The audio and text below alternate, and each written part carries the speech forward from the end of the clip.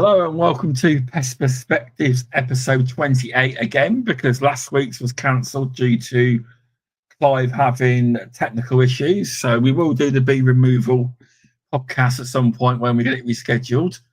This week I've got on podcast that's probably came around quite quick for a lot of people because I asked them a few months in advance. And a lot of them go, well, that came around a little bit fast. I kind of get that a lot. But I have on Kylie and Stephen Wright from Wright Environmental. How are you both doing? Good, thanks, Sean. How are you doing? I'm okay, cheers. Are you good, Stephen? Yeah, all good, mate. All good. Good to hear. Getting used to this side of the case. This is a strange setup, so we'll go with it. You're not a social media No, not Tom. kind of person. So you're lucky you got him on today, Sean, for this. Oh, well there. And on time as well. A lot of people tell you that you got me on time as well, which is yeah. No, that's good. That is. It's some people social media is for, and some people it's not. I just have a big gob on social media. I'm known. It is. But let's start off at the beginning. So, whatever order you want to go in, how did you both get into pest management in the first place? We'll start with you because it started with you. Yeah. So, I started 17 years ago with Rent-A-Kill. So I started off with. I was there as a technician, same time as Savasofan was over there. His technical guru side of things. I was a foot technician in London, so I was dealing with, as you can imagine, everything from, cockroaches, mice, bed bugs. I just loved it. Loved every element of the job. Good. I enjoyed the fact that nothing was the same. Do you know what I mean by that? Everything's different. It is. I'm a baby in the industry compared to you. Then 2020, 2020 I entered. Oh really? Yeah, I'm new compared to you. Very new. Oh, fair play. No, that's great. I don't know. I just kind of fell into it. I left school, did an apprenticeship as a Sparky. Did that, then kind of come away from that because that bored me. Putting up, doing a plug socket or a light switch, nothing changes. It's the same cables behind it that you're terminating all the time. It is. Yeah. And then went into a bit of bar work, which I enjoyed. If I'm honest with you, if it paid better, I'd probably still be doing it now because I love the conversations with people. Yeah. And a friend of mine worked for Rent-A-Kill at the time and said, come and give it a go. And I haven't looked back since. So, did that. Was with them for a few years, went into sales over there, as you do. Promotion, as some people call it, sidestep, as some others call it, whatever you want to put it down as. I enjoyed it. That's good then. So I did that for a few years. Went to Ecolab. So went over to Ecolab as an account executive. Was one of their top salespeople over there for a number of years before deciding to kind of do it ourselves, didn't we, really? Yeah. I wasn't in the industry before. I married into the industry. That's what I was waiting for you to say. I thought that's what you're going to say because it's true. It is true, but I will say this. When I met Steve, I was a florist, so completely different to anything that we do now. Yeah. And I don't think the industry gets enough credit for just how fascinating it actually is. I can honestly say that when you first started to try and get me involved, I was like, no, absolutely not. I am not working with anything like that. But now I'm the first person. I want to know what's going on. I want to see how we get on top of it. I love it. I love the industry. I just don't think it gets the recognition that it actually deserves for how interesting it actually even is. Yeah, 1,000,000%. So it's unfortunate that I didn't know pest control was a thing when I was even at school. Literally my dad started doing pest control, and I used to do it a couple of years before wasp nest seasons. I used to do it with him, years before I started, and eventually he says, "Do you want to?" It was basically I was furloughed from COVID. Well, I worked in a factory, terrible place. I should have left a long time ago. Yeah. And he says, "Do you want to come and work for me?" And I was worried because I wasn't sure whether there was going to be enough work and all that. But it worked out all right. It did. And that's how I got into it, because of my dad. Because his mate told him pest control's quite good. So he built it up as a side job. He had a full-time job and he did it as part-time job and built it up over time. And that's how I got into it. But I wish I'd known about it when I was younger. I didn't know it was a thing. I didn't. It's not, is it? And I think that's one of the things. It's still not known. It's not. No, it's not. And I think that's one of the discussions that we've been having quite a lot recently, isn't it? Yeah. Just how we could sort of put content out there to actually entice people into the industry, because I don't feel like younger generation. Yeah, if you go to college, you can train to be pretty much everything. I trained as a florist in college and electrician, plumber, all of these types of trades, but pest control is just not on that radar, and I think it should be offered. Yeah, 1,000,000%. I mean, when I talk about the industry, I talk about trade. It's a well-known thing. When I introduce myself and I start talking about myself, I go, right, I'm a sparky by trade. But the reality is I haven't touched a fuse board or a plug socket in 20 plus years. Okay. For me, what we've always spoken about is I want to help the industry become, something to be. When you say it like that, it's because you're proud of it. You've gone to college, you've done those qualifications, and I think, this is an industry you should be proud of. It's something that, it's a really close-knit community. You know what I mean by that? You can say a name to somebody on here today and you say it to somebody else in a month's time, they all know it. You might be from a different part of the UK, but you'll all know that person, and it's very close-knit in that sense. And it is an industry to be proud of, and it should be something that is taught, or given the ability to be taught, at that level, at college level. Yeah, the opportunity should be there 100%. It definitely does. I mean, I think if they tackled it for more of a public health, I feel that it might get represented better, but it doesn't seem to be. It's not an option at college where they go, oh, I want to be my son does, because obviously, he's 10. He wants to be in the business when he's older, but that's only because of me and my dad. So that would be 3 generations if he ended up joining within the business. But that's only because of me, not because of anything they've taught him at school. Yeah. Just it needs to be that. I don't know, the training bodies are currently trying to get schools talking about it, but it's not exactly easy. It's not, because a lot of them want computer jobs. A lot of them want computer jobs.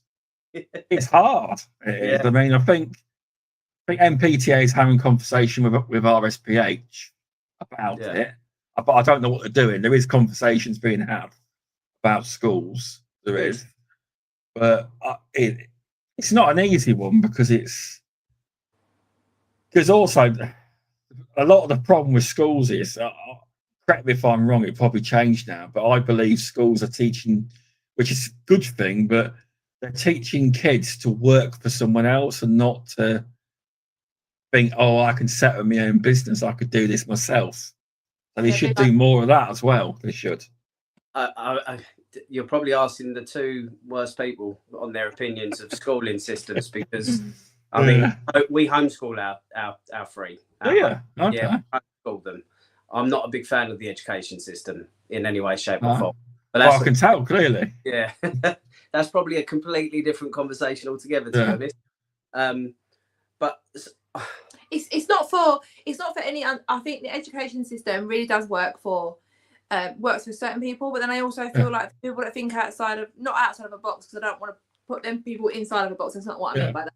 But me and Steve we're both on a spectrum. We were diagnosed quite late on in life, and I feel like the school didn't present the opportunities in which our brain engaged with, basically. Yeah, you are right.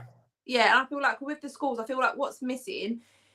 And I think if they're talking about going in and doing talks with the schools, it needs to have enthusiastic, passionate people. I think you can go into any environment and it could be anything. And if you're passionate about it, that sparks an interest. That's what needs to happen. The conversations need to be lively and passionate, and coming from people in the industry that actually love the job role, because it's not boring. It's very interesting to be a part of this industry. I'm glad I married into it. Yeah, so am I. Thanks. Yeah, you're welcome. That's nice. That is. It's like. Did you hear the Beauties and Beasties episode of young lad Farrier Moore? No. The one that's done MPTA's got a scheme where under 30, I think it is, 5 candidates are put through their RSPH level 2 award in pest management. That's it. Yeah. And MPTA and Syngenta Global, they fund it, and there's interviews and stuff. Loads more apply, and it's the most passionate people or the ones they feel's fitted. But he went on the Beauties and Beasties, and I tell you what, that young lad is very passionate. Yeah, he's very passionate. He's took his dad's business over, basically. He's got it. Yes. It's what sparks the passion when you're talking about it from that point of view. It doesn't matter what. You listen to it, you'll see what I mean. Honestly, I was buzzing off it. I thought, wow, it's nice to hear younger people, because I'm not old, but I'm 40. But he's at the very younger end. You know, he kept going, "Oh, I'm a few years off 30." I was like, "Come on, man, you're not old." It has changed. I mean, I don't know how true it is, but I heard a statistic that the industry itself is only made up of 5% females. That blows my mind. Like that it's predominantly sort of men that are in the industry. So it's quite nice to see that. I've met a lot of women in the industry that absolutely love it and enjoy it. I think it is. I think it's a brilliant industry to be a part of. I think if you get into it, it's a good thing. Oh, it is. I try and get more females on the podcast. I asked you as well. But it's not always easy. Not everyone wants to go on a podcast, you see, because once you're out there, and it can be quite scary. It can. But I am trying to get more females on the podcast within the industry, because I believe that although they are a small part of the industry, I believe that hopefully over time there will be more and more women coming in, because you don't always have to be a technician. You can be. There's loads of roles within pest control. There is. 100%. You can be a field biologist. You can be all sorts, but you can equally be technicians. But you are right. Some of the most technically gifted that I've met in the industry are women. Yeah, some of your role models have been. Some of them have, and I've always said that. 100%. You know, at Ecolab there was I worked for an amazing woman, Elaine Quinn. She was amazing with what she did and the things that she taught me over there. And our team was male, female, and the women they gave it to the men massively. And I think as well, I don't know if you all agree with this. Obviously, as a company, we're not just Pest. We're construction side of the business, and damp and disrepair, and that industry is a completely different industry to be in. It's very male dominated in the sense of it's old school and whatever else. But I think with the pest control side of it, the females I've met, I don't feel like that is the case. I feel like no one looks sort of down upon anyone in any way. I think everyone's just, what's the word I'm trying to look for? Like, just very respectful. I feel like everyone I've ever met are just very respectful people, which has been the best thing about it, I think. Yeah, no, it's good to hear. Obviously, it's just me and my dad. I don't work with any other I've never worked for a big firm either, so I wouldn't know. And I don't have it's that. Good. Exactly. That's the thing I've always heard you say. A lot of everyone I've always met will go, I've worked for this company, I've worked for that company, I've had that experience, and as you said, everyone sort of like really sort of knows each other or knows of someone. And I hadn't had that experience, because obviously everything I've ever learned. Yeah. I don't want to give you a big head, but it's from Steve. Yeah, I mean, the one thing I do, because you always hear people moan about the nationals, but one thing I do hear about Rentokil, it's their training. It's amazing. That's the one thing they get praised for. I've always said it. I'll be honest with you. Social media is listen. It's not a bit of me, and I've been on groups and things like that, and the amount of times you see it, like the people slating the likes of Rentokil and Ecolab and things like that. And listen, everyone's own story is their own, but the reality, none of us would be in this industry today if it wasn't for Rentokil in the first place. And the training that they gave when I was there and what they still give today is probably improved, I should imagine, hopefully, but it was second to none. You couldn't fault them. And the same for Ecolab as well. So listen, we all know that everybody has their flaws, especially the big companies, but ultimately you can't knock that. You can't knock the training that you get from them. Well, yeah, I mean, they can charge the high fees they can and get it. Yeah. If you can get it, you can get it. The money, exactly. If someone's willing to pay it, let them. if that's what they're happy with. Yeah, it is. It's but yeah. So with was there like a moment where you thought, I'm going to start my own business? Was there a moment when it sparked it, or you're like, I've had enough, I want to go on my own, or was it something that spurred it on? How long we got? Yeah, tonight.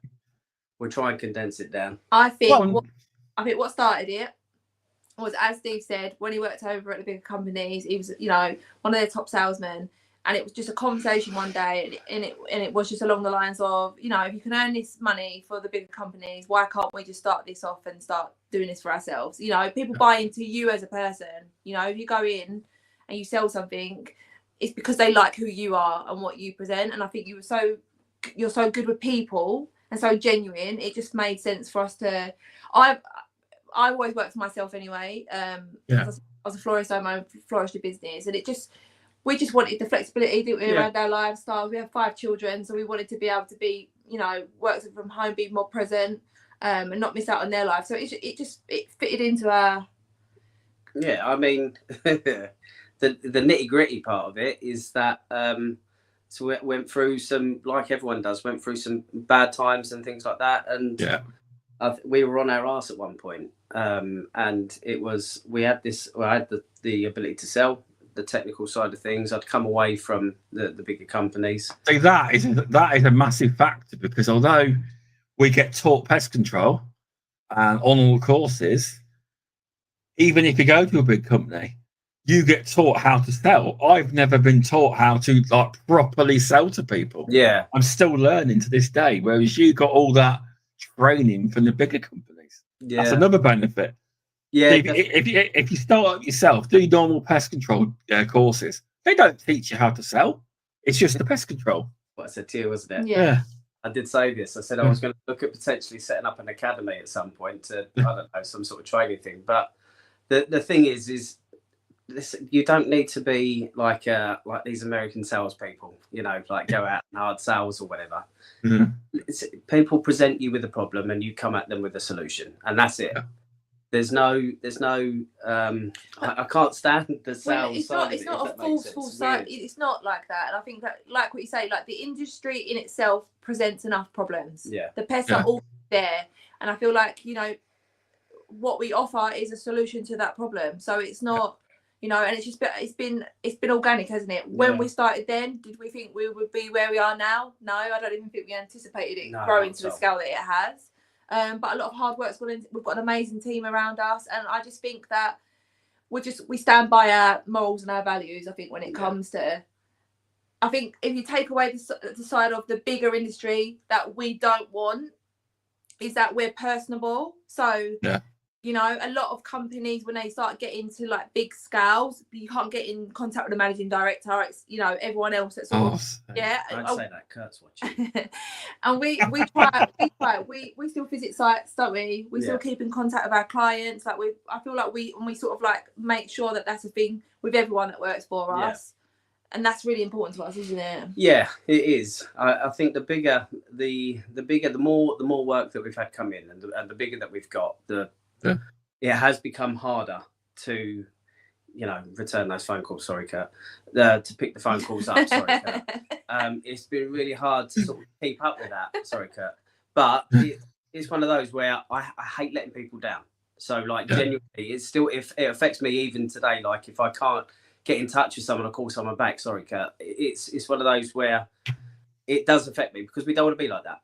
We want to be reachable. We want to be contactable. We want to go out. I mean, we still go out and see clients. As much as we have got such a good team around us, we've got clients still to this day that have been with us since day one. Yeah, nice. That's really, that is our retention's amazing. Yeah, that is magic for us. Yeah, it is, and they're still there, and they'll still call up, and every once in a while, it's nice to go down and see how they're getting on with their technician now, whoever that is within the company.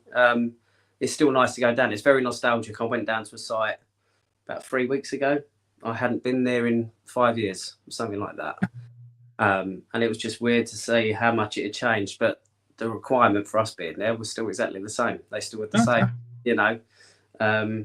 it's nice to sort of go back. It's really, I can't explain it. It's a really weird, surreal feeling. It's a proud moment for us, I think. Yeah. Definitely. That's good, that is. So, how many technicians do you actually have? Because... Oh, God. Well, UK... Are they actually... We cover the whole of the UK now, so... Are they actually employed by you as well, or do you sub some people? No, they're direct employed with us, but then we are lucky to lean on some really good subcontractors as well. Speaking about Kurt Graham, they're over at Pest, Manchester. You're welcome. And Becky, obviously, is good wife. So, like, they're amazing. They help support us as well. We've got, Paul Damascia. Yep. Technician, really good guy again, up north. So we are fortunate, because the thing is that unless us smaller size companies support each other in that sense, we really don't face any chance at breaking like in the Premiership, they've got like the top 6 clubs. Yeah, for me, it's the top 6, say, companies in the UK or whatever. If my ambition is to get us to be, I want to be at the top. I want Wright Environmental Services to be one of the first names that you look for when it comes to pest control or environmental services as a whole. Yeah, good. And in order it's a good goal. Yeah, listen, it's a big goal, but why not have us as a company because you want the brand, you want the name. But to have us because we actually do a really good job and we actually care about what we do. Yeah, 1,000,000%. So because you're all over the country, obviously, and you're very, very busy, how do you, how do you check the quality of the work that's being done on sites? Do you have people that go and look, or to keep the brand? I'm not saying that kind of thing, obviously, because you're not just in a local area, you're like all over. So do you have people that check stuff every so often to make sure? Yeah, so we have obviously operations managers in place. We have QAs that take place regularly. And ourselves, we'll spot check sites as well, won't we? We're also supported by, so Pelsis are, we do a lot of work with some of the bigger companies, and they've got a really good technical team. You've got people like John Stewart over there, Sophie. And they'll go out and do checks for us. They'll go out and do visits, and they're not shy to come to us and tell us that we're doing something wrong, because we don't get everything right, Sean. Do you know what I mean? Well, if you were to say you did, you'd be lying, wouldn't you? Everyone makes mistakes at times, don't they? Yeah, and everyone's human. Yeah, exactly. And so we're lucky in that sense. We have got a good support network around us, and we've got a really good team around us. Yeah, definitely, 100%. Go on then, give us a clue then. How many technicians you got roughly? Oh, I can't even put a figure on it. I don't know how many we have. That's a question we'll have to come back to you on. Sean. Over 30? Probably just under, I reckon. Probably just under. Look, you're bigger than I thought you were. Wow. Cheers, Sean. But I think again on the technician side of it, that's definitely another conversation again. I think for another day, because it's actually a very hard industry to get technicians in. This is what I've heard from people on podcasts that talk about. I think Hugh from Guardian Pest Control was saying on the Beauties and Beasties, he interviewed over 60 people, and they found one in the end, one guy. I want to know where we found 60 people from in the first place. A lot. It was something like that, but a lot of them weren't qualified. They were just applying. They weren't the right people. See, it was something like that. Heard that, Sean, if I'm honest with you. Yeah. So I prefer in-house training. Yeah. I prefer taking somebody on, because if I'm honest with you, I've found it so much easier to train somebody from scratch and take them through the process. I try and implement the same sort of training that I had when I was at Rentokil. Yeah. I found it so much easier to train somebody from scratch than it is to try and untrain somebody from bad habits, if that makes sense. No, you're right. You are. So, and then when we talk about as an industry, the lack of pest controllers qualified, the lack of, or the limited female technicians in the industry, and the lack of young people coming into the industry as a whole, I mean, we've just taken on a 17-year-old technician, foot technician in London, trainee, and she's been phenomenal. She's come in so eager to learn. Do you know what I mean? Definitely, she's doing very, very well. I think there was something like just under 3,000 qualified techs in the whole entire UK, and they predict that in the next 10 years, half of them will be retired because they're 3,000. Yeah, there's not qualified technicians. I thought it was more like 10,000. Is it free? Yeah, and they predict that within 10 years, half of them will be retired. So this is this is like doomsday, It is, because that was. I'm sure that was published on the BBC website. I might be wrong. I think it was 5. I think it was 5 years. Half the industry will be retired in. But the PCA said that's it. That's crazy point in itself, though, isn't it? To think that, because it's been such a close knit of pest controllers in the industry for such a long period of time. I feel like it's only now starting to really evolve and change and become current. So it is a hard industry to employ. I would imagine it is. I've never employed anyone, so I'm only going off what you both tell me, because you know that you've got that experience you have. Maybe one day I'll get to that level. Maybe. Don't do it, Sean. No. Don't do it. Yeah, but I've got no hair now. You've still got hair.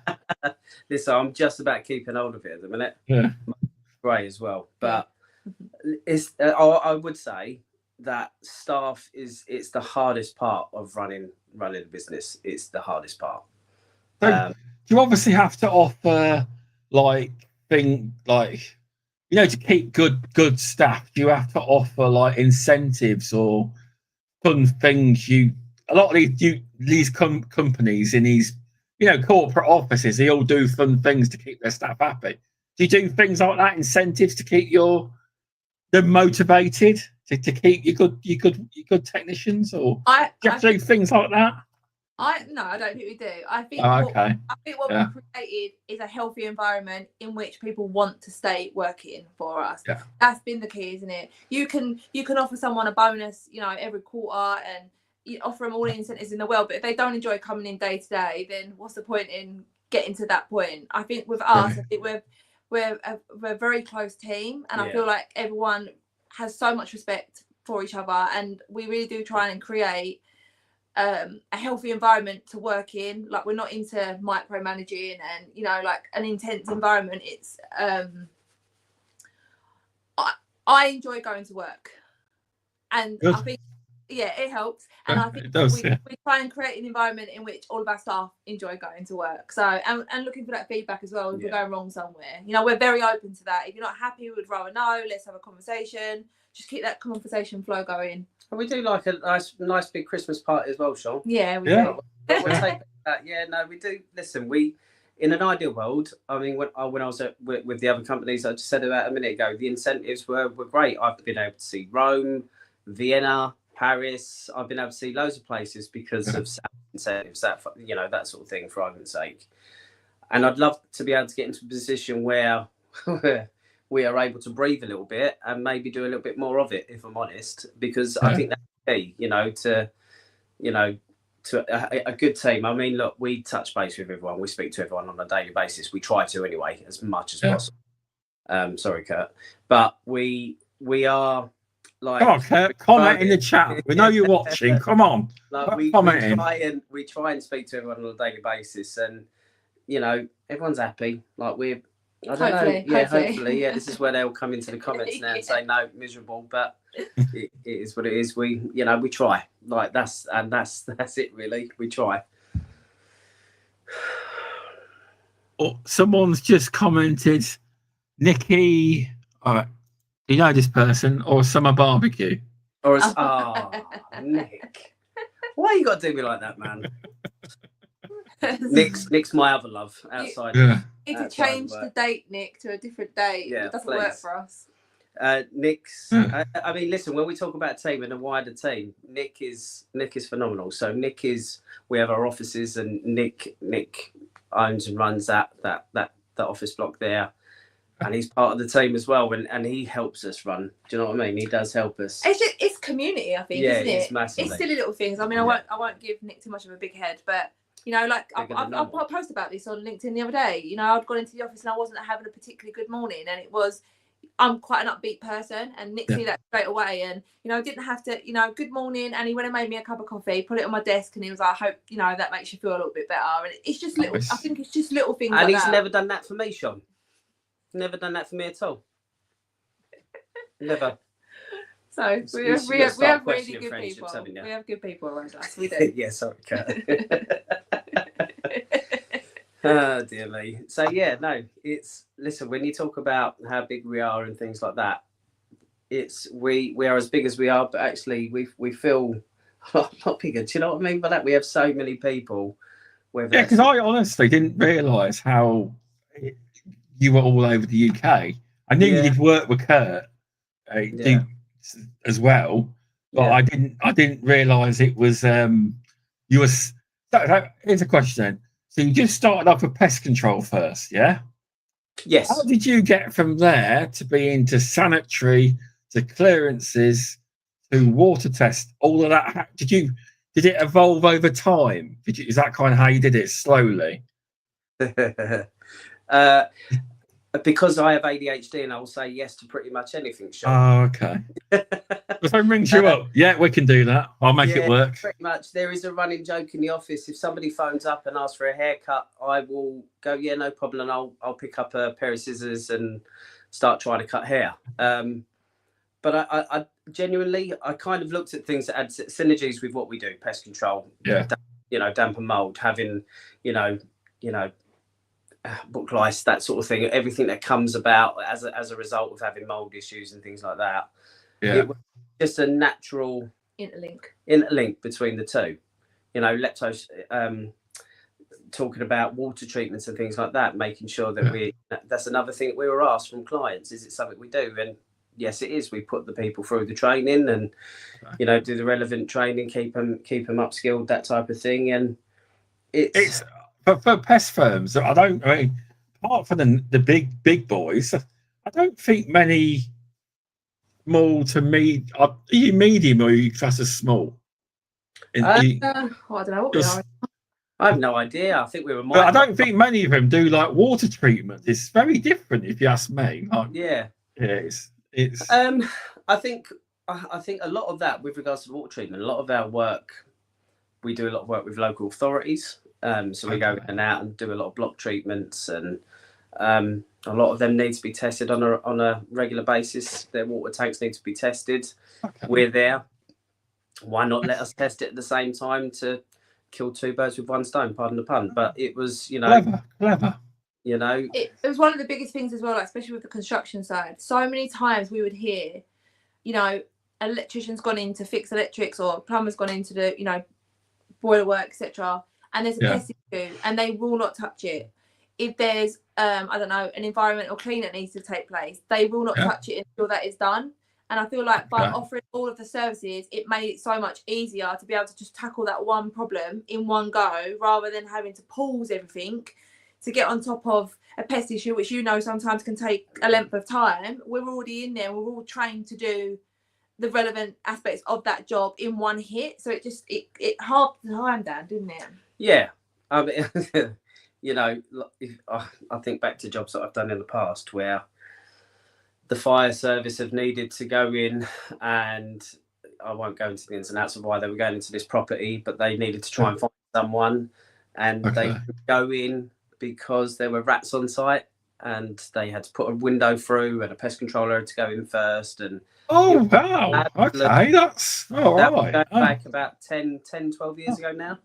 And we were just as we've grown this, we kind of wanted to be a one-stop shop for that kind of scenario. Yes. You know what I mean? I've got sharps and tools who can do that. I've got an environmental clean. I've got a hoarder who can do that. But at the same time, I've got bed bugs and rats who can deal with. We can. So let us do. And then it gave us it gave us a greater ability to deal with a scenario on site. You know what it's like with pest control. A lot of it's environmental. What's going on around here. How can we get the rodenticide or the insecticide baits, for argument's sake, into this cockroach or into this brown rat, for argument's sake? And if you've got a property that's hoarded, or environmentally dirty, your recommendations are to, get a clean done, get it decluttered. Whereas we've got the ability, if we've got the client contact details and things like that, to be able to have that conversation and say, this is what you need to do, and give them the complete package from the outset. I tell you one thing, it's a very good upside, it is, because you can say, we are a pest control, but we can offer the whole package. Yeah. So, yeah, I'll be honest, I don't think there's many that can say that. Yes, no. I mean, listen, it's a nice position to be in, isn't it? Yeah. And I think the thing is as well, is we're not just going, okay, you got some needles here, we'll get some, get any random person in. Everyone's sharps, and we've done the correct training. Everyone's had that training to be able to go in and deal with whatever situation they're thrown into. No one's phased in any. I think Pest is the centre hub of what we do. I think Pest is very much the heart of what we do. Yeah. And no one that works for us is phased by Pest, because they've all had training, whether that's like a cleaner or it doesn't matter, whoever.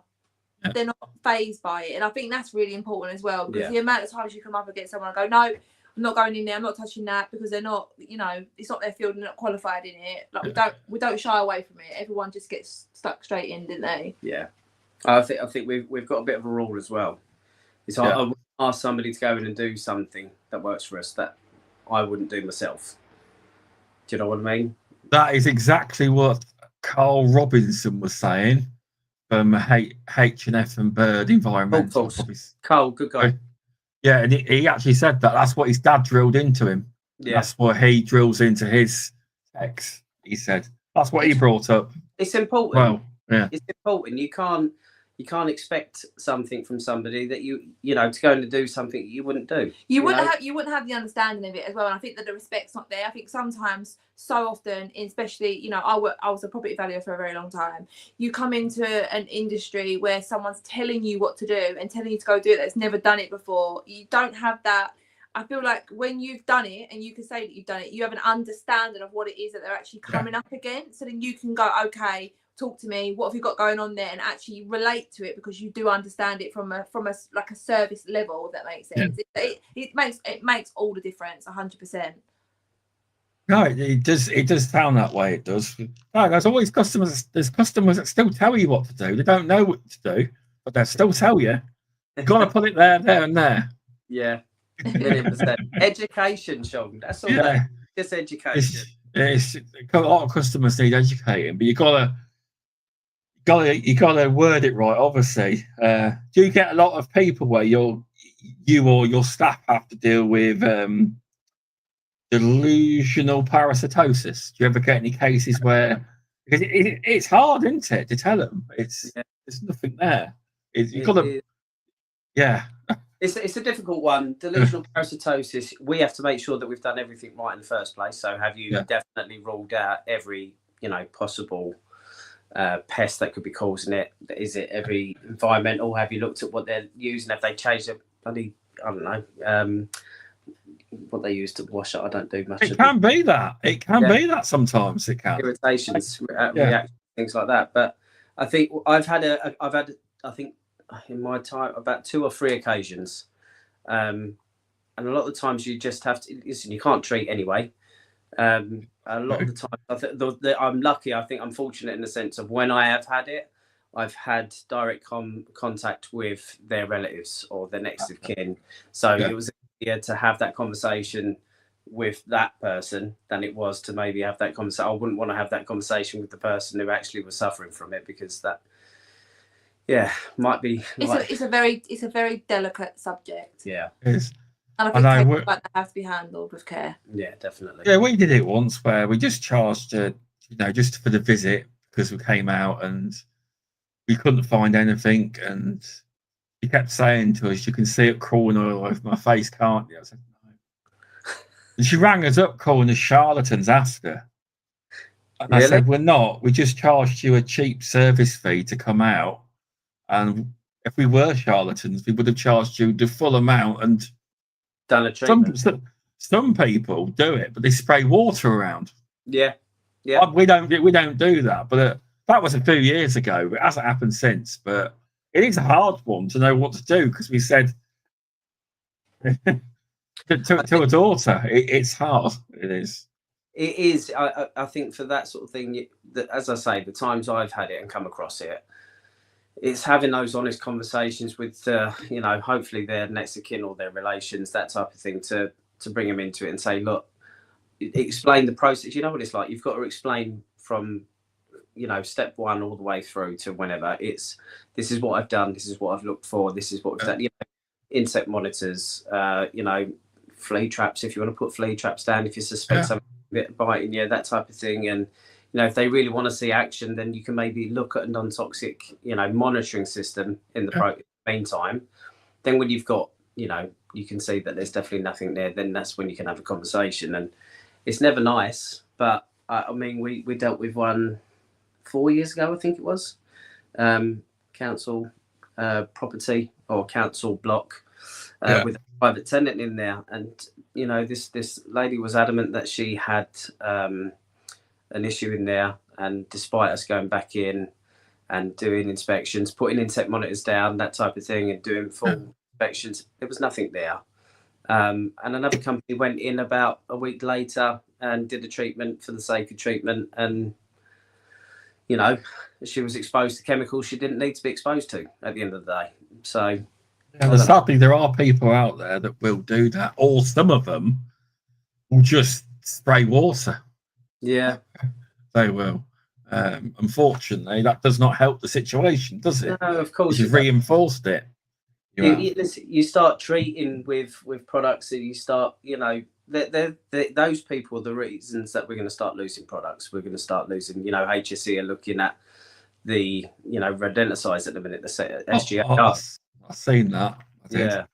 I haven't replied to it yet, but I will. I mean, what's your thoughts on that side of it with the HSE?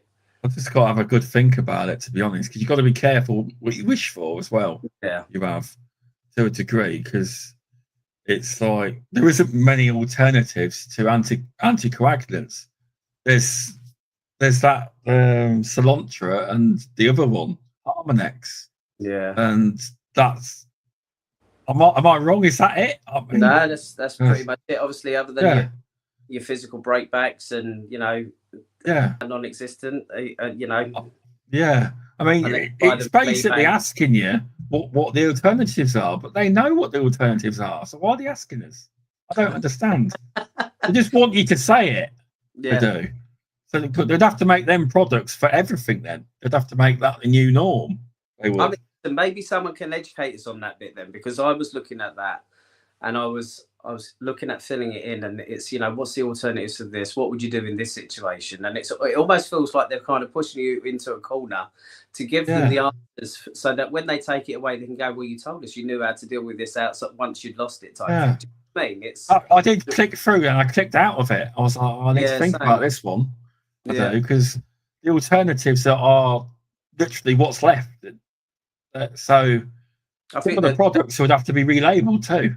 In that sense, they would. But I think the solution is stop selling it to the general public and let the people that are fully trained and licensed, if you like, actually handle products in the first place. I'll tell you that is right, but I should tell you something now. Never going to happen. No, of course it's not. HSE have actually said it. They said they do not want to. The reason they said was because I listened to the Crew podcast when they had the new chair on Beauties and Beasties, and he actually said Crew's mandate is for pest professionals, gamekeepers, farmers, and whatnot. And they said the HSE blank told them we are not banning products for the general market, because we want people who can't afford pest control to be able to try a method themselves, and that was their reasoning. So I can't see it happening, but who knows? But that's what they said, that they're not interested in taking the products off the market. Yeah, that's what he said on that podcast. That was the information they got given. What can you do, eh? Who knows? Who knows? It probably costs somebody a lot of money somewhere to there's a lot of lost sales for them, I should imagine, if you remove all of that from the market, for the general public to lose. And listen, we're kind of, as a result, kind of feeling the repercussions of that a little bit. You know, people misusing glue balls because they were readily available at the 99p store just down the road on the corner, leaving them. You know, I've never actually used them. We had them, and I only ever used them in extreme circumstances to prove to a customer there was nothing in your attic. This is before the ban, obviously. Yeah, I never ever got anything on them. Yeah, I never used them, but I understand. Probably in London, you got an outbreak in the kitchen. They'll be amazing. They would. I've never done them. Yeah, they were a great bit. They were a great tool to have. Last result, obviously. Yeah, I never want a tool to be removed, but it's not been removed. But it really hasn't. It's a block, really. Yeah, it is. And what do you replace it with? You know, like what have they given us as a replacement for it? I don't know. I'm asking this. It's rhetorical, really. I don't know. There isn't really anything. Right? But, you do wasp nest. Does your company do wasp nest? So you're not into that, or? We do treat wasp nests, but we've had a relatively quiet year this year, haven't we? Yeah, it's not the predominant amount of work that we cover, but we do them. Everyone's trained to do them. We've done a few, but it's not been a huge amount. Put it this way: the last time I treated a wasp nest, I was able to use 5-cam-D at the time, so that's going back some time. I can't. I mean, it was only last year. Come on, was it? 5-cam-D was only took off the market in January this year. Oh wow, fair play. Well, it was a lot longer than last year that I treated the wasp. Put it that way. Only because I don't like them. I've never treated one. I've done over 400 nests this year. Wow, that's impressive. Yeah. Not bad. Wow. What was the biggest one?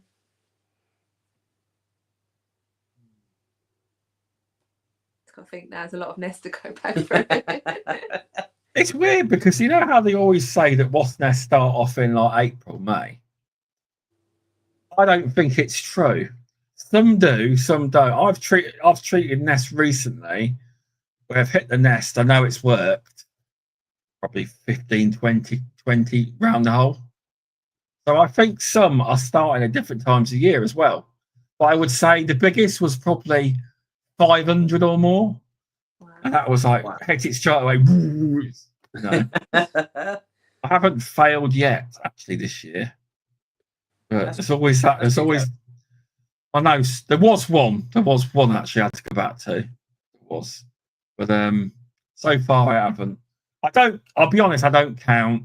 So it may have been 300. I should really count the number, but I don't. It just feels like a lot to me. It does. It does. Some people though. Some people just make a business out of treating wasp nests. Oh, they'll predominantly focus on it. They'll do the season. They'll finish. They'll go and enjoy their winter and everything like that, and they'll get ready to go again. I know a couple of people like it that just treat wasp nests and stop. Don't do anything else. So listen, they've got to be doing something. You know what they call them? Go on. Cleaners. I'm joking, people. No. I'm joking. but what's it called? Yeah, Jason McPhee's watching, and he's put. I think Harmonex and cilantro hasn't been tested enough in a real situation. It's all right testing it on farms on large rodent infestations, but what about in a domestic situation where pets about? So I think it's a point. Listen, you can. It's really, as much as we talk about pest control and things being used in different situations, scenarios. We cover the UK, so we go from dealing with your commercial properties in London to residential properties in the middle of nowhere, and they're two different ball games. They're two different kettles together. And cilantro, I have used cilantro. Yeah. I've got a bucket in the stalls. I haven't yet used it. Have you not? I need to give it a go. I do. at some point? I've used it in what your man was just asking there, and I didn't find much success with it. I didn't find it very successful in any way, shape, or form. And that's when it first came to market. And that's not me. Listen, I may have been using it wrong at the time. It's going back a few years now, but you know, I followed the instructions on the label, put down what I needed to put down, and I didn't really find any. I didn't find any benefit from it personally. But that's my own personal experience with it, and I don't know. Everyone's different, I suppose. Every scenario is different as well. Every situation you go into. But yeah, they use it a lot on farms. They do. And by all accounts, really successfully as well. Well, it's what I hear. I haven't tried it on a farm. I haven't really got any farms. I've got one problem. Be interesting to hear from somebody who actually uses it on a regular basis. There are a lot of people that claim it's amazing, and it works. Yeah, I've seen a lot of people say it works amazingly, and they use it a lot. But some people say the opposite, like you, obviously. But yeah, I think there's always a lot of people. You normally get the product they like, and they stick with it if they can. If it works, they keep using it. They do. Yeah. So, but it depends what situation you're in as to what you can use. Yeah, exactly. It does really. It's knowing what product to use in a certain situation. We've just done our level 3 in pest management award. You know, we haven't passed yet. We've just done the initial part of the training. Okay. With John Stewart was the trainer over there. Awesome, technically, awesome. I learned a lot. We learned a lot. I mean, it's been 15 years. I passed my level 2 in 2010. Level 3 is a proper step up, though, isn't it? It really is. Listen, the reports are. I'm looking forward to. But it's more about the environment. It's making you more aware and consciously aware of, you know, the impact that we're having as an industry on the environment, and you know, what we can do to alleviate the risks of us having a bad impact just through the choices. You know, you said just there that somebody will pick a product that they're used to using, and they'll just use it, and they'll use it and use it. And actually, when was the last time, if you're doing that, when was the last time you stopped and went, actually, I'm not getting any results here. I'm just feeding the problem more. Oh, I've had to do that where you change it up, and then it's worked. Because if it don't work, there's no point keep going. Because nothing's happened. There's no problem. Yeah, I've had to change it up, and then it's worked. Yeah. Sometimes I find the grain form of the same one work just the same, but they don't want the block. They want the grain version. More palatable, isn't it? You know, it depends on. I think sometimes it's having conversations as well, like when you're on sites that you've been at for a while and you're not sort of getting anywhere. It's having you can never know enough. I think what I've taken from level 3 is that you just learn and learn and learn, and there's just so much that you can take in that you didn't know, or just seeing it a different way. And level 3 was definitely a level up from level 2. I loved it. We took a lot from it, didn't we? Yeah, I loved it. It's well worth doing. Maybe one day I will, but the new level 3 coming, but you would be ranked up to level 4. Yeah. Because the new level 3 is just level 2, really. Oh, really? That's what it sounds like to me. It's the new level 3 is they're trying to get the new standard to be everyone has level 3, but it's not the one you're doing. Okay. Not that. That will be level 4. Level 4 will be level 5. So I have a question on that then, Sean. What's level 1? I'll be honest. We all talk about level 2 award and things like that. All I did with my qualifications, I did during the lockdown. I done kill germs, basic rodent and insect control. Yeah. And I don't know what level that's classed as. Is that level 1? I don't know what it is. I don't.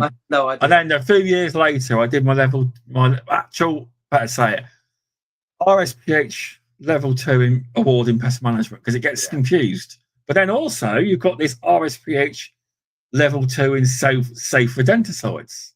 Yeah. Which causes a lot of the problems. That's why they want level 3. They do. I'm not entirely sure of how it's going to work, but they're working it all out. But I do know that the one you're doing under the new framework would be deemed at level 4. It would.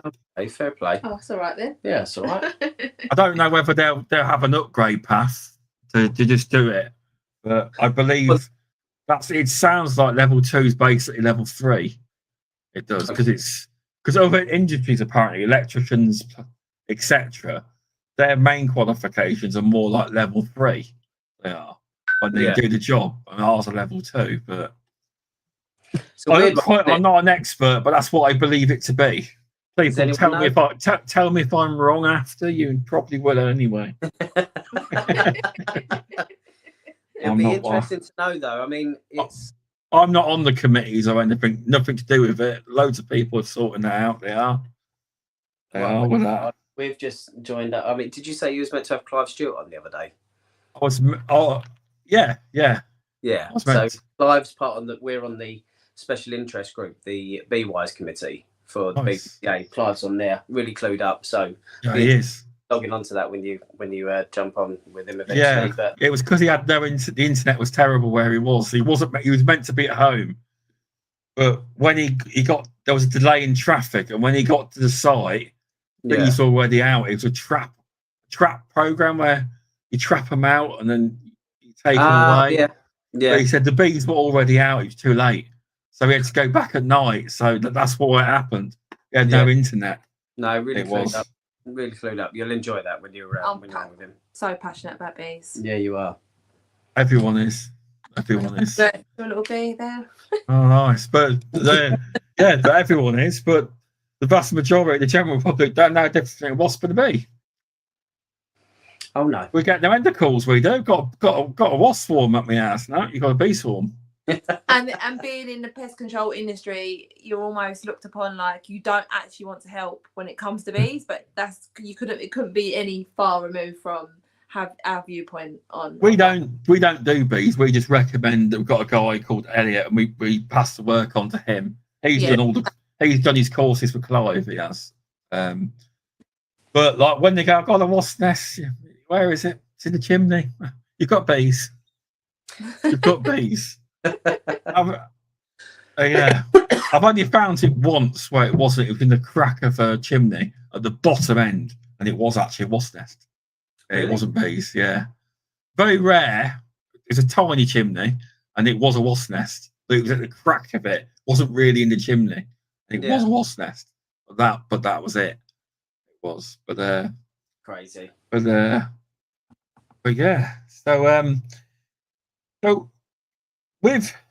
have you got any advice to people that wanted to start a pest control business or scale up in pest control? Have you got any advice for people that were wanting to maybe take the jump in, start themselves, or kind of advice? Don't do it.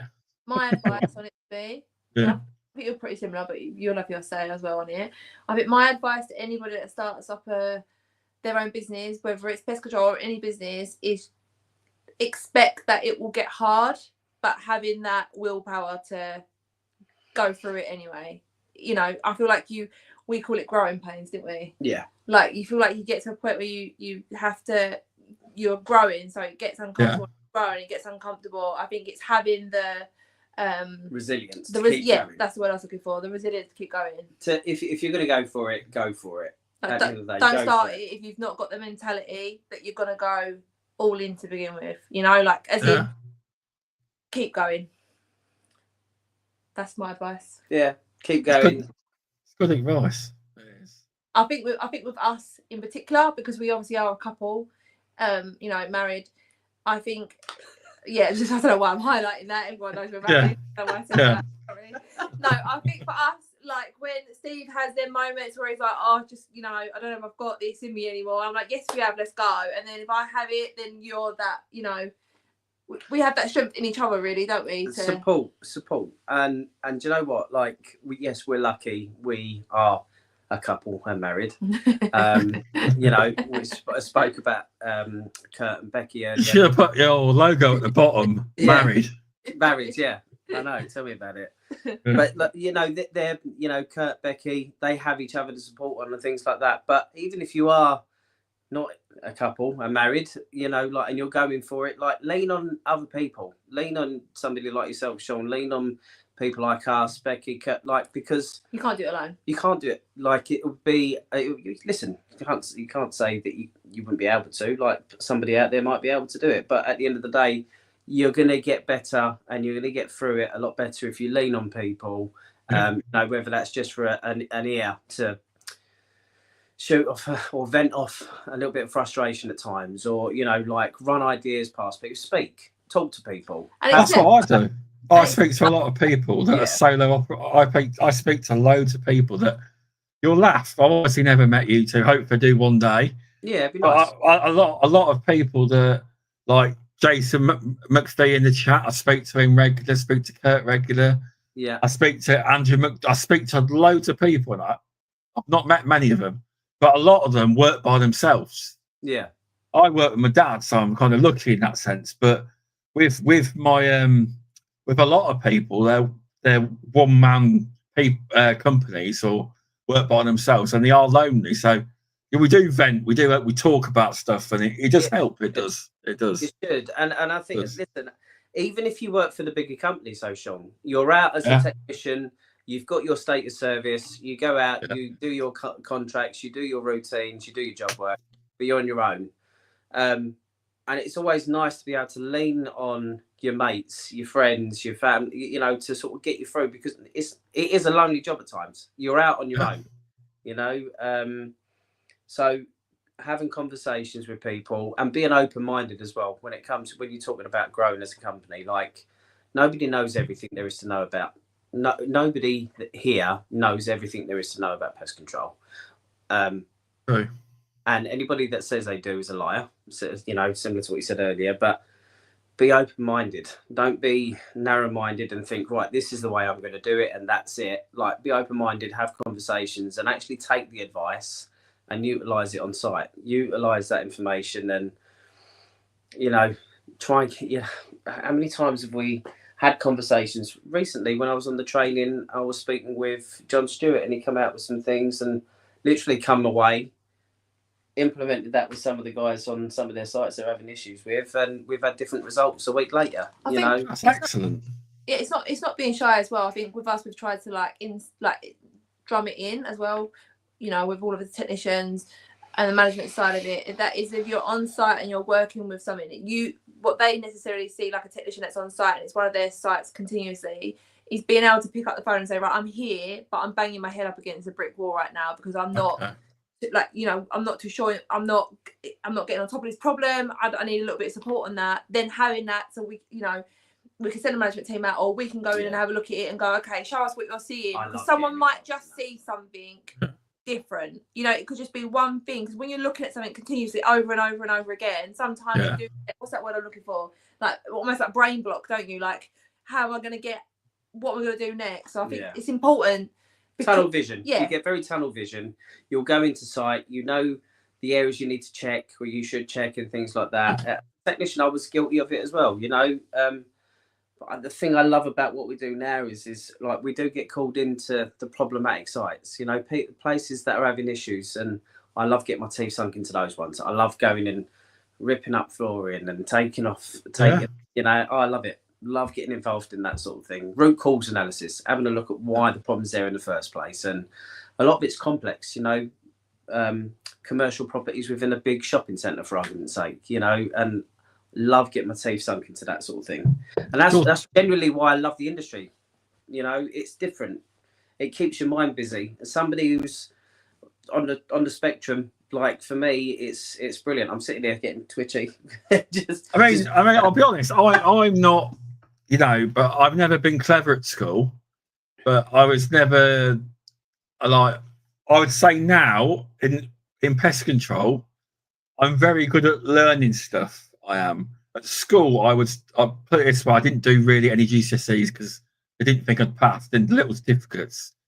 But you probably label that a name now if you were in a school. But it wasn't like that back then. No. But because I did my level 2 twice. I passed my rodents. I failed the part 2 and part 3, not by much. It went again second time, and I passed it all then. But tell you what got me that time was cockroaches. You know why? Go on. Up till a couple of weeks ago, I'd never done cockroaches ever. No way. You don't get them in my area at all, and I don't. We're doing a cockroach job in my town. Yeah. Now I can't tell you why they're there. I don't know. We don't have them. But it was fun. It was fun. It was fun. It was fun to do it. Yeah, it was. But I now know, based off the course, how to do them.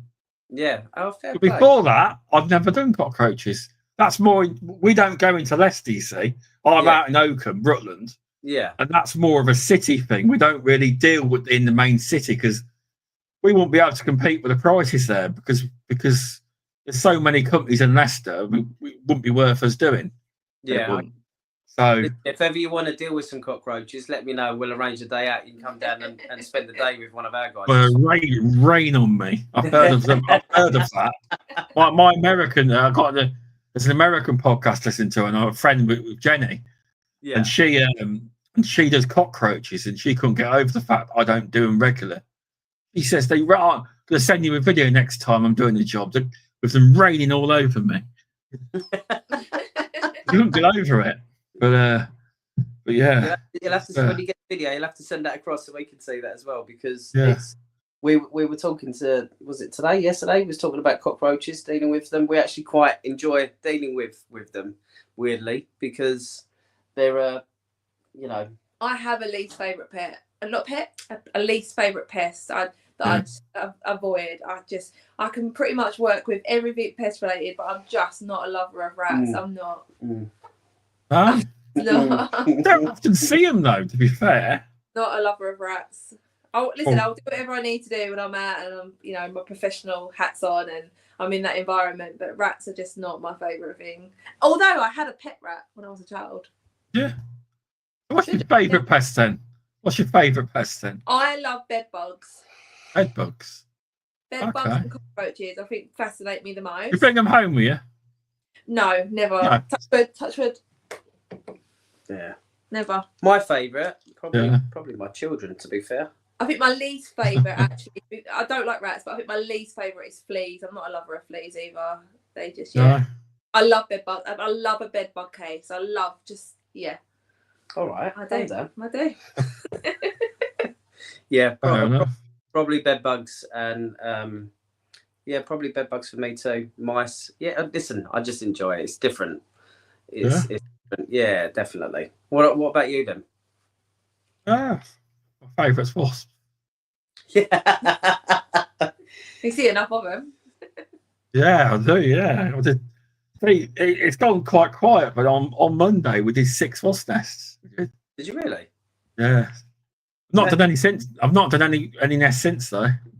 How much do you charge for a wasp nest then, Sean? How much do you think I charge? I have no idea. But I hear it's a big topic for debate at the minute, isn't it? Too cheap, too expensive. £100 plus VAT.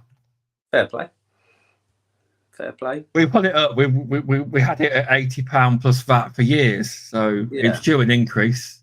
So we did it. Yeah, because you potentially need to return if it fails. Yeah, there's more chance of it failing now because of a different product. But that's what we do. But there was a Beauties and Beasties podcast. If you want to watch it, they were on about that. That's the whole topic. That was. Oh really? Yeah. There was it was on wasp nest prices. But it didn't manage to get somebody on that was at the real low end, unfortunately. They appeared in the chat, but they wouldn't come on. They wouldn't. They wouldn't. So if you need to see it, you need to go on Facebook and look at the chat at the same time. Yeah, no, you lost me at Facebook. You get what you pay for. Yeah. At the end of the day, if you want a decent service, then people will pay the right price. And I think you're about right with it. I think it's fair for what it is. Yeah, I mean, I know there's big companies that charge it because we do a golf club, and I don't do the golf club.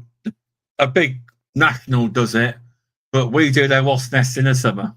Yeah, we do because they charge about £400 a nest, and we don't. Wow.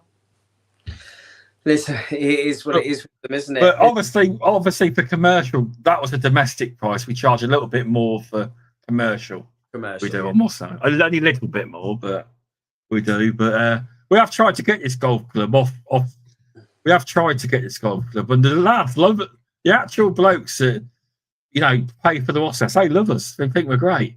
Yeah, we haven't managed to convince the probably higher ups to get us in. Yeah, they haven't.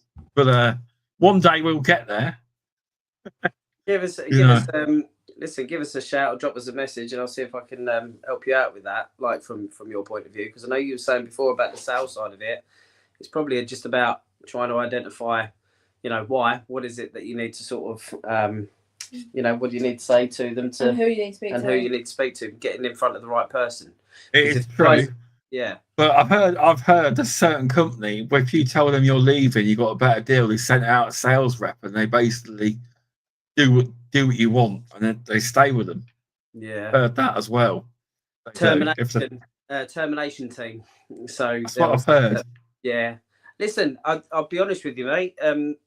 If customers, if we've ever had a customer turn around and say that they want to leave, for me that opens a door for a conversation. Why? What's happened? Because we must have got something wrong. If you want to leave, we must have something wrong. What is it? A lot of the times, somebody complaining and wanting to leave, for me is another opportunity to get in there in front of them and say, because we must be missing something. If you want to leave us, I can stomach if it is based on price, because like somebody else has come in and they want to do this and it's based on price and I can't match it in any way, then fair enough. But if it's because of an issue or we're not, there's a problem that you need help with, then we can help you with it. We can deal with that. So I always look at a complaint or a termination thing as an opportunity to go in and look at getting another sale, up and what is it, what are we doing wrong? Yeah, 100%. Even as a person, in anything that you sort of buy into as a person, I would much rather work with somebody that is willing to fix a problem or acknowledge that the problem needs to be fixed and help you with that than someone that's just not interested at all and doesn't care, I think. Sometimes you've got to let people rectify a situation, and if you can, sometimes the client isn't willing to let you. They're just like, I want to know, that's it.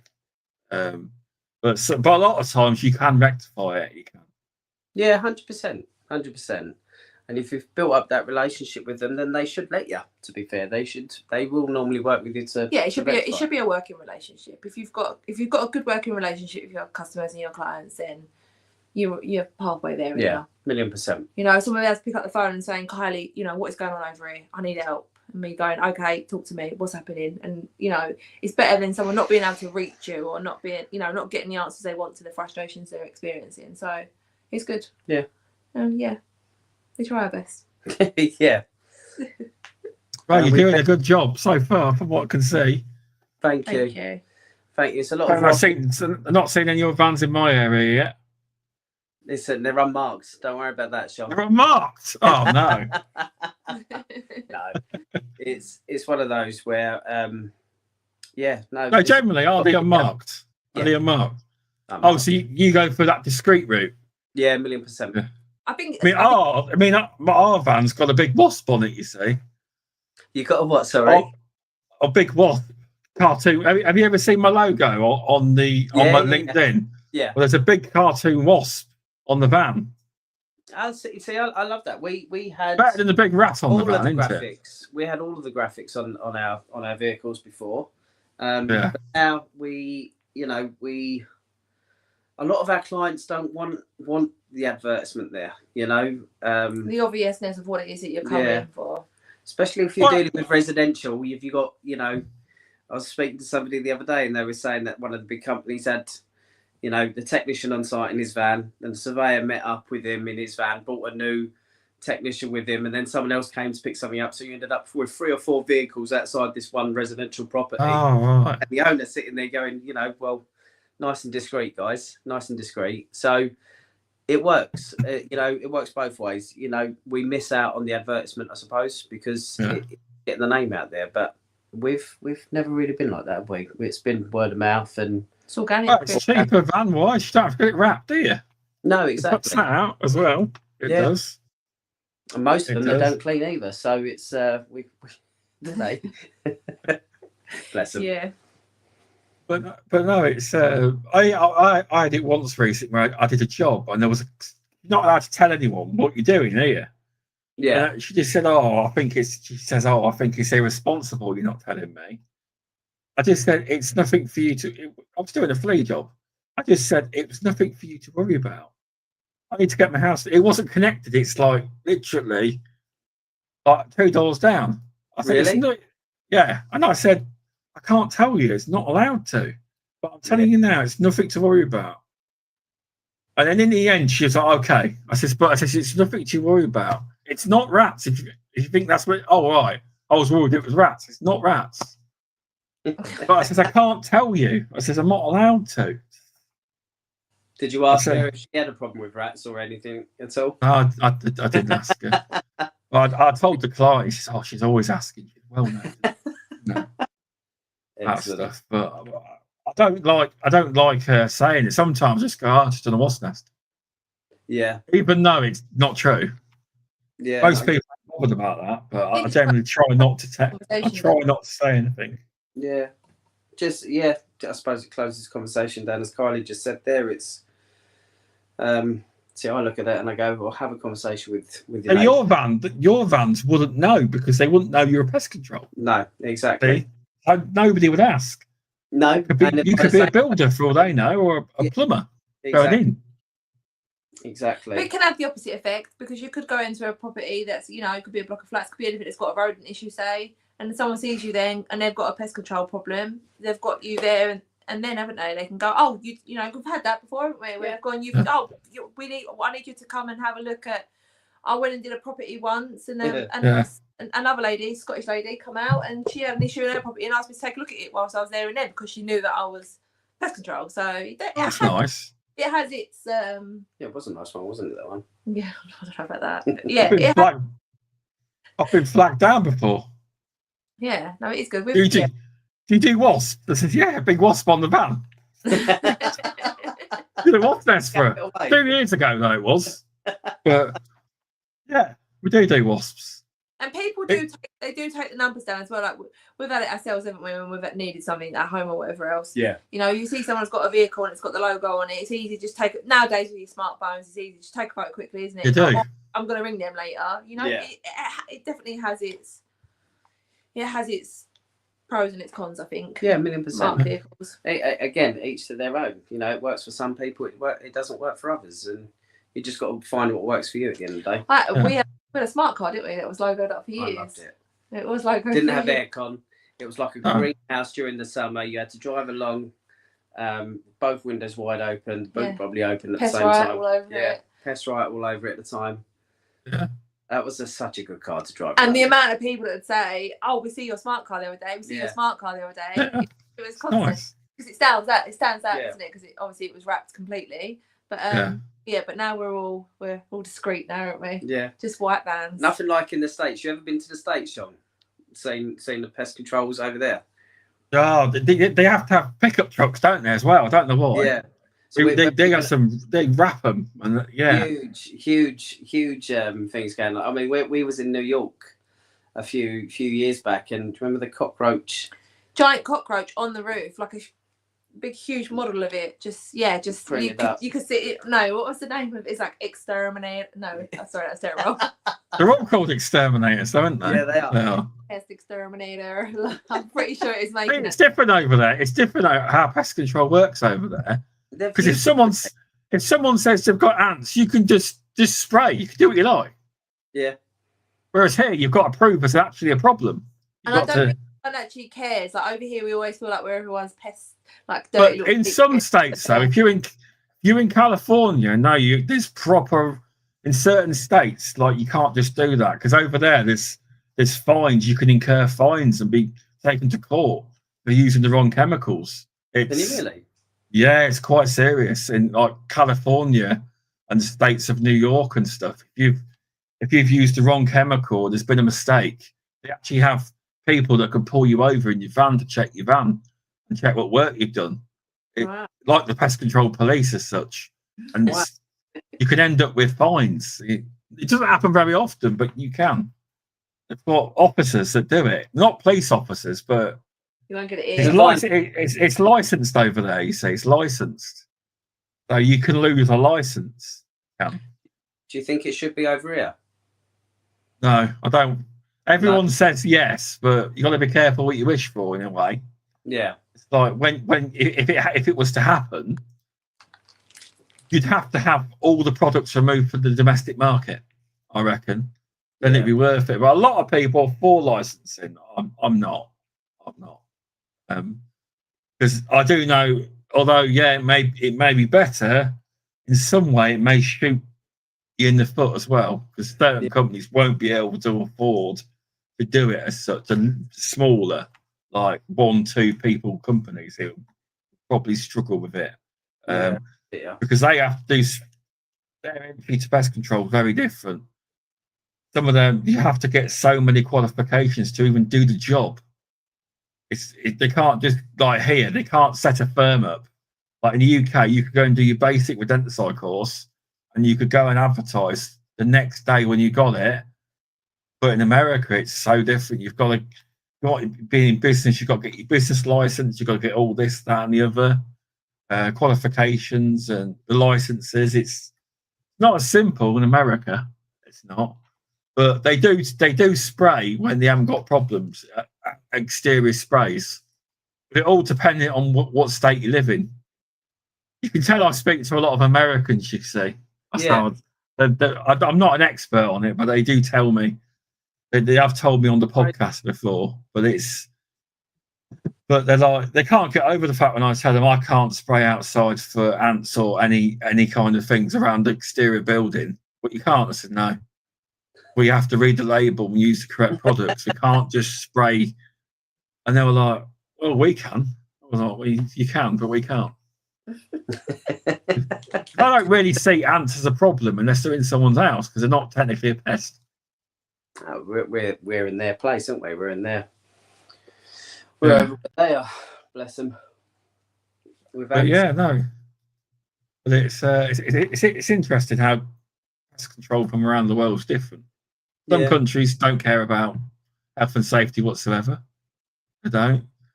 Probably more Africa. Countries like that, they're very different over there. It's probably education and what products cost and stuff. And you got like some parts of America where you can do what you like, and other parts where you have to do. Well, you can always follow the label, shouldn't you? Just saying that some states are super strict. Yeah. They are. No, but I don't know. I don't know whether that's a bad thing, to be fair. I don't know whether it's a bad thing. I don't think so. No.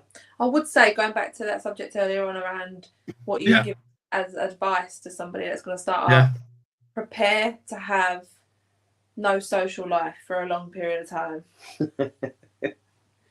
Yeah. Yeah, because you work 24/7, 7 days a week. You are always working. Yeah. It doesn't stop. Right. It's worth it. Yeah, it is worth it. Listen, we love the industry that we're in, and we're creating the life that we want in the interim. So we can't really fault it, and we're still together, still married, so it can't Still be that happy. bad. Yeah, I would like my missus to work in the business eventually when I finally take over properly. To a degree, I would. People say, how are you married? How do you have 5 children? How do you work together as well every single day of the week? And I think you've got to really like 5 children. You do very well then, running the company and 5 children. We've got 2, one on the beach we have, but 5. Well done. Yeah, 3 of them are homeschooled as well, so it is never ever a dull moment, is it? It's just constant go. We've got TVs installed in every room now, Sean. Yeah. One's in the toilet. Yeah, exactly. It's listen. I wouldn't change it. Yes, it's hard, but you just got to keep going. Are you planning to, in the future, would you like your kids to take over the business, or are you looking to like exit? I don't think they're going to give us a choice, if I'm honest with you. I think they're already planning our exit. From the business as we speak. No, so the second from oldest has already been told that he's going to be level 2 trained, getting through all of his qualifications. Yeah. Because he's the one that's in between, not knowing what he wants to do. The older one wants to be an architect. Yeah. The youngest one wants to be a dancer. And Harrison, bless him, hasn't got a clue what he wants to do. So I said, that's fine. You know, we're going to bring you into the industry. If you stay in it, great. Because I think it's amazing. But if you don't, it goes on to something else that's different. But they'll always have something behind them to be involved in. I'd love nothing more than for them to be involved in the family business. Yeah, same. It would be good. It would, because I know a lot of firms at the minute are selling. There are a lot of them. They are, and it's. I've seen. I'm not a fan of the people selling the businesses, but that's me. But if they're happy to do it, and it's up to them. It's there's been a lot of businesses though sold recently. We've got no plans to sell our business. Which makes it better for people like you and I, Sean, because the more businesses that are sold into these bigger franchise, bigger corps, the more competition, the less competition there is for us. You know what I mean? They're all. A lot of them are keeping them separate, though, aren't they? They're like the group owns it, but they're keeping them under the same brands they had before and not merging them. As well, I've noticed they've stopped doing it. They were just gobbling them up, and now a lot of them are keeping them by themselves. Like you've got the pest control partnership where they acquire the company, but the people that are running the company before still run the company, and they leave them alone. Yeah, that's if there's any help they want, and then leave them to their own devices just to run the firm. Mad, isn't it? No, we're not. We're on a mission. Yeah, we're on a mission. We're not. I bet you have emails every day asking if you want to sell it. We have emails too. Well, I don't think we just don't reply. Did you say your dad set it up? Was it your dad that started it? Yeah, my dad. How long was he in it? My dad started at pest control, and he wasn't actually working in pest control. He just literally, his mate said, pest control is a good job to have. So the business probably over 10 years ago. Oh, fair play. But it was a side job to start with. Yeah. Alongside his normal job until he built it up a bit. Then he took it to his full-time job, and he asked me if I wanted to start. And I'd only just become very social media and LinkedIn, etc. in the last 2 years. Oh, wow. Before that, I didn't go on Facebook groups or anything. I was because it all used to be negative. But a lot of people now are a lot more positive on groups. Not everyone, but a lot. I've had to tell people before, it's like you're on a pest control training group. Help the person, don't laugh at them. 100%. It's a big thing for us. I think what I love about LinkedIn the most is that it cuts out all of that that like you say, that negative stuff that you would see on Facebook and your Instagrams and places like that. And it's very business focused as well, LinkedIn. But when I see people exposing other companies for their wrongdoings on sites and not putting this right and that right. Are you on about the ones that promote their business, but they show you crappy boxes without the logo? I don't like that. Yeah, we're not. It makes the whole industry look bad, but they think it's great.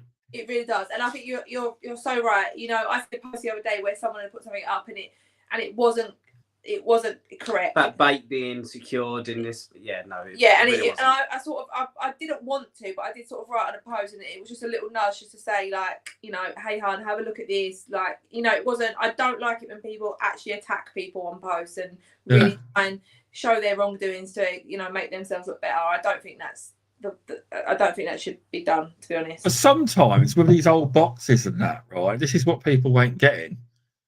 You don't know if that client's telling you the 100% truth. They might have not paid the bill in 6 months, and that's why they've not come back. And they're in a state. And you don't know. They could say, oh, well, we pay all this money, and then don't turn up. You haven't got the full story. But some people just believe them. You should believe the client, but sometimes you haven't got all the information. But they might have said we don't want you anymore and not had pest control in a year or so, but all the boxes are there, mucky, cobwebs everywhere, but they're saying, "Oh no, the pest control just doesn't turn up." There is context that people shouldn't always 100% believe it because it happens. It does. Yeah, 1,000,000%. I agree 100%. It's just not. I just don't think it's right to try and knock someone else down to bring yourself up. I just don't think that's the way. I don't think that's a done thing. I haven't seen it so much recently on LinkedIn, but there was a point where there was loads of it happening. It was quite annoying. Yeah. But, unless I'm just not seeing their posts, maybe it's that. I don't know. No, because I think sometimes if you get fixated on a post, it starts to create a bit of an algorithm for you to see more post content like that. I don't tend to focus on like that, so I don't really see much of it. I think that's the reason, isn't it? Because it's a little bit tricky, the internet. I don't get to go on it much. Steve's not a big social media person. No, I'm on everything. I'm on TikTok. I do all the gym stuff now. All that's on there. You're doing well with that, though, aren't you, Sean? I've seen you do really well with that. 8-9 stone now, I think. Oh, congratulations! I'm actually like a brand influencer for Weight World, so I get a lot of free supplements and stuff like that. Oh, cool, nice. Man. But I got an article put in the MPTA newsletter. It's about basically linking health and fitness and mobility to pest control, doing our jobs better. Yeah. And because I broke my knee twice, that's why I lost all this weight, and both within pest control. Both actually not. One of them was on a job. We fell in the garden. Lucky my dad was there. And the second time, I broke my knee again at the bottom of my garden. So it can't happen again. So that's what made me switch in my brain. April 2024, went to the gym after my surgery when I could.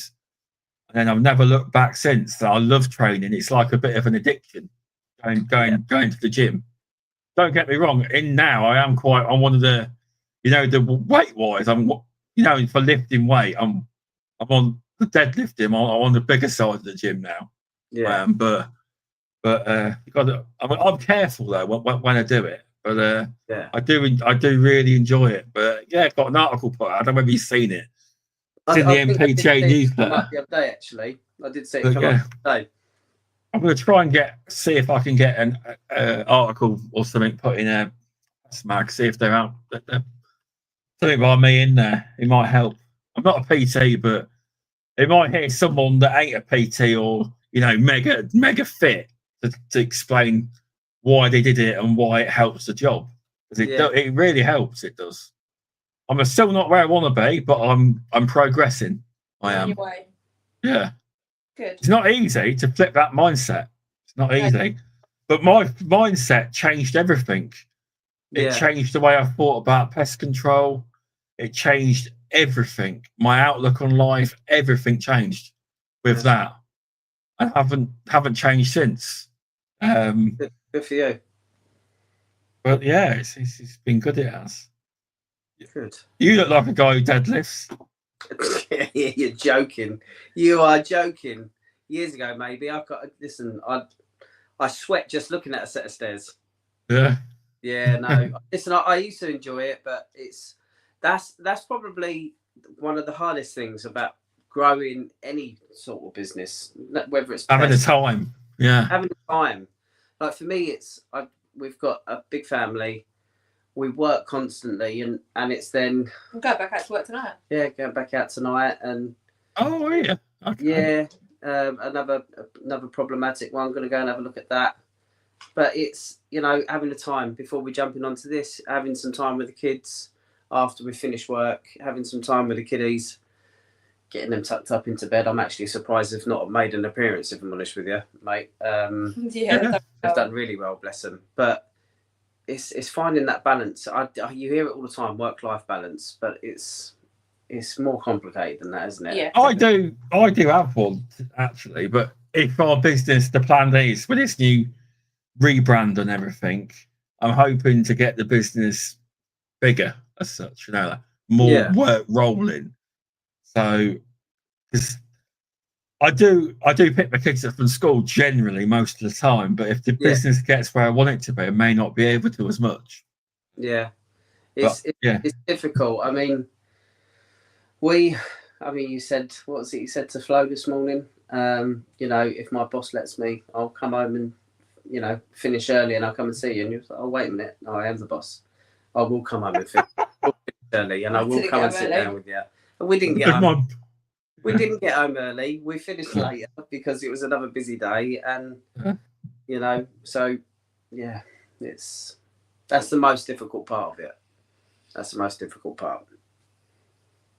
Finding time. Yeah, time. Definitely. But it's been a good conversation, I think. Hey, is there anything else you wanted to mention, or have you covered what you wanted to say, or? We've covered everything, haven't we? I think I've probably got off on tangents left, right, and centre, so I apologise. I don't mind it. People don't mind it. It's a bit of it's all fun. It is. It's a good conversation. But yeah, thanks for agreeing to come on. No, thank you for having us. Yeah, I think it's been really good. I think a lot of people will enjoy it. They will. Yeah. I reckon. Hopefully. Yeah. You usually do. It's a lot of people listen. There's like 4 people watching now, but most of the views and downloads come after. They come like days after and stuff. But it does do quite well. It's growing. It's growing. Is it available afterwards? Is it? It will be. I will put it up on Apple, Spotify. It is, yeah. It will be on Apple Podcasts as well. That is not the dominant platform for me anymore. It's Spotify. Yeah. Apple years ago used to be the Apple Podcast was the de facto podcast app. Yeah. But now, since Spotify put loads of money into video podcasting and paying all these top influencers and all podcasters, statistically, it's now Spotify that are number 1 in terms of podcasts. Some sites say it's still Apple, but if you look into a lot of the stats, it's Spotify podcast. They invested a lot into video. They banked on video, you see. Yeah. You got an iPhone. Do the podcast play videos on there? Do you know what? You wouldn't know, would you? No, I wouldn't. I was able to write an email or put something together on Word or something like that. 365, I'm fine on it. But when it comes to social, I just don't do it. I just don't, unfortunately. Well, by the looks of it, you don't need to. You're growing your business, you're doing well without social. Yeah. You do a little bit on socials, don't you? Yeah. You do. Yeah. I post quite a bit of content on. Kylie does. On LinkedIn. Yeah, Kylie does. And of course. Try and keep up with me then.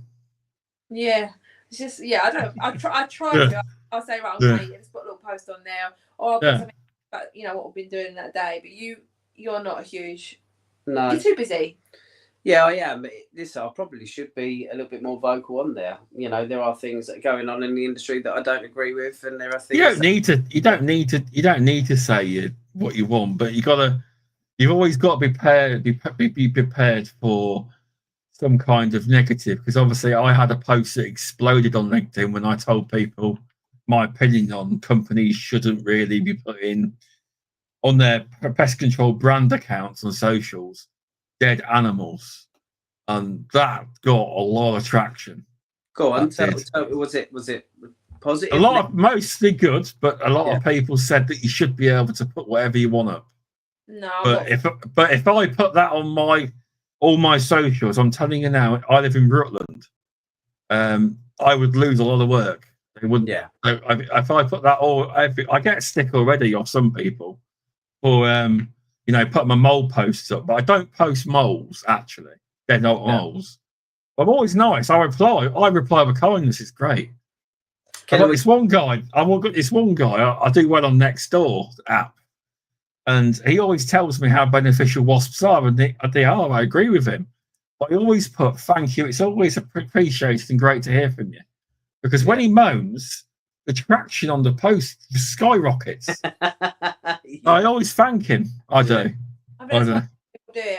I'm not personally for it. I think it's very distasteful to put it up. No one needs to see it. We know what we do. We know we know what we remove. We don't need. I don't think anyone needs to see that. I don't think it's needed. I don't think it's needed in any way. I've never liked it personally. That's just I think when you don't post it, no one's none the wiser. But I think when you do post it, you open it up to exactly that. You're either going to get negative or you're going to get positive. I just think if it's not there in the first instance, then it it can't cause anything. You must have, you know, people must have more to talk about and be able to show than a dead rodent. Yeah, I don't. It's not a thing. Not a thing I do. Yeah. Really, my missus makes these graphics on bugs, and she's not. I just tell her what to do, and she does it on canvas, and I put a lot of them up. Yeah. And they do all right. And wasp nest when I've got a big wasp nest. Yeah. I do videos like that sometimes, but it's usually just them going in and out the hole before I do the nest. Yeah. But they do all right. But I think it's more interesting. Even if I'm on TikTok, I'll always, you know, go for like a beehive removal, and I find things like that fascinating to watch. You know, they do what exactly. What they're doing, and it's so I think it's therapeutic to actually watch things like that. Looking at be careful. TikTok doom scroll 3 hours later. Yes, you know it. Yeah, it is addictive. It can be. Yeah. But anyway, it's been a great chat to have you both on. Thank you for having us. Right, thanks for coming on. It's been great. Everyone's happy now they've had a podcast. They had a week off last week because it went wrong. But this week we've had a great podcast. But so 1 minute, 1 hour 40. So British Pest Register, when I do it, there will be 1.5 CPD points available for this podcast. Okay. Once I'll go back through and work out the learning points. And you can also do it on the BPCA's registered. That's it, registered CPD diary, self-register. Basis prompt, if anyone wants them, just DM me and I'll send you all my codes. Oh, thank You're only allowed to apply for 6 codes for basis prompt.